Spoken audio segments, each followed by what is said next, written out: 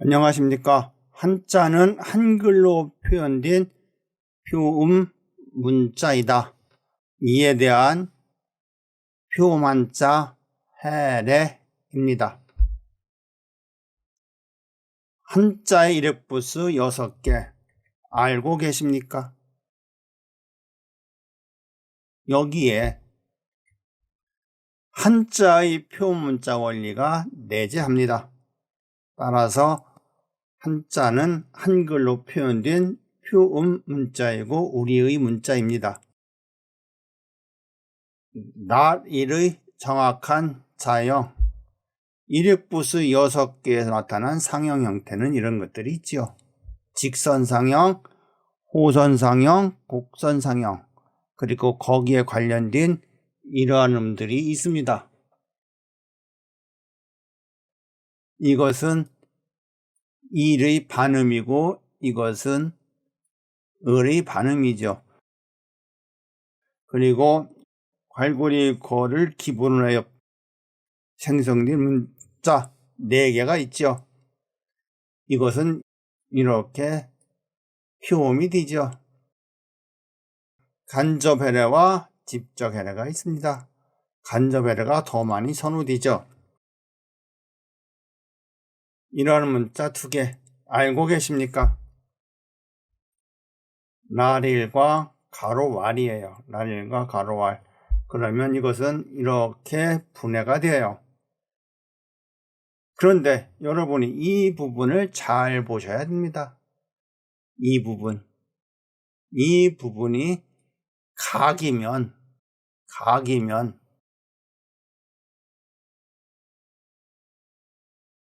곡각선이 돼요. 곡각선.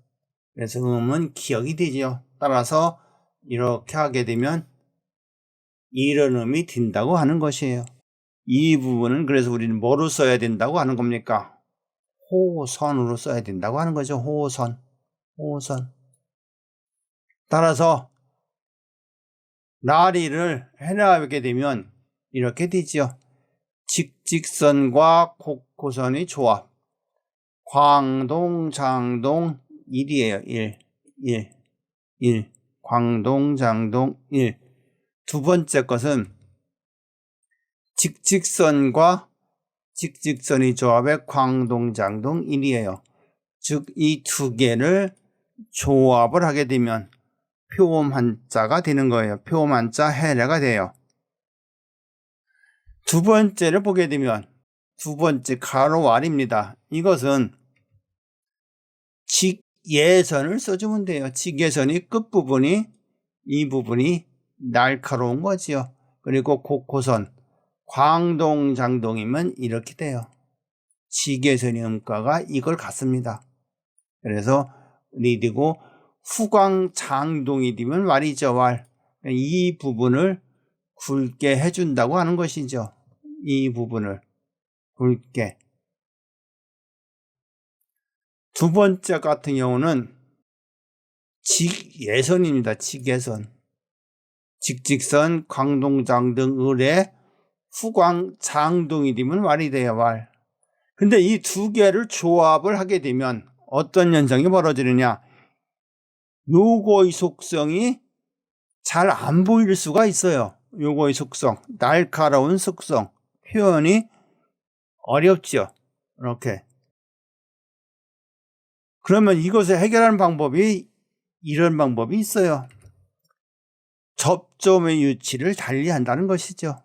우리는 보통 가운데를 기본으로 씁니다. 가운데. 그리고 이것도 수렴해서 가운데로 써져요. 어떤 경우에 상형의 형태가 명확한 경우에는 이 부분은 그냥 가운데다 써주면 됩니다. 그런데 이렇게 사방이 갇혀 있는 경우에는 이 부분을 써먹는 거예요. 이 부분. 그래서 요것은 왈은 여기에 응게 됩니다. 그래서 아래 부분에 써줘야 돼요. 붙이는 경우 이 아래 부분에 써준다고 하는 것이죠. 이렇게. 따라서 이 부분에다가 요거에다가니 이거의 접점 부분을 아래로 써주면 됩니다. 아래로. 같이 보죠. 자, 이것은 나릴의 형태예요. 나릴. 이것은 나릴의 형태에다가니 후광이 되어 있어. 후광. 그럼 이 상태로 읽는다면 그리고 나서 뭐를 하냐, 아래 부분에 붙여줬어요. 아래 부분 여기에. 그래서 얄에서 하위를 가물면서 왈로 변하는 거예요. 왈. 이해가 되시는지요? 이렇게 사방에 갇혀 있는 경우에는 일이음계의 문자를 쓰고 특수하게 예의적으로 접점의 위치를 아래로 내려온다고 하는 것이죠. 그럼 위로 올라가면 뭐가 될까요? 위로 올라가면 이음계에 해당이 되겠죠. 이음계. 다만 상형 형태를 명확하게 표현된다면 가운데에 써주고 중위에 써주고, 그런 것이 어렵다고 하면 예의적으로 저점의 위치를 하, 상, 중, 중상하로 표현한다고 하는 거예요.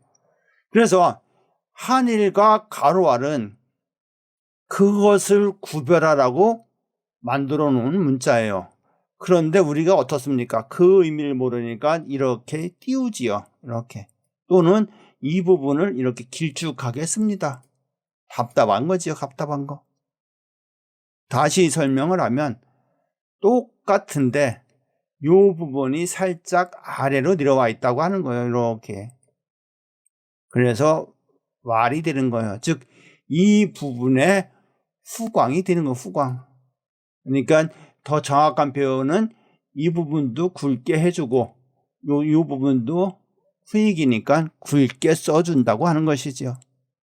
그러면 정리하면 나릴과 가로알을 구별할 수 있겠습니까? 이렇게 표음 한자가 해내가 된다고 하는 거예요. 여러분은 이것만은 꼭 알아두십시오. 따라서 상형 형태가 있고 거기에 따라서 굵기, 길이, 특수한 상황에 접점 위치에서 한자가 표음이 해내된다고 하는 거예요. 정확한 상형 형태, 굵기, 길이를 정확하게 표현해주면 초성이 없는 상태, 즉 음절 문자의 형태로 표음이 해내 제시된다고 하는 것입니다. 한자는 한글로 표현된 표음 문자이다. 그래서 궁극적으로 우리는 이 문자를 쓰자. 이 문자.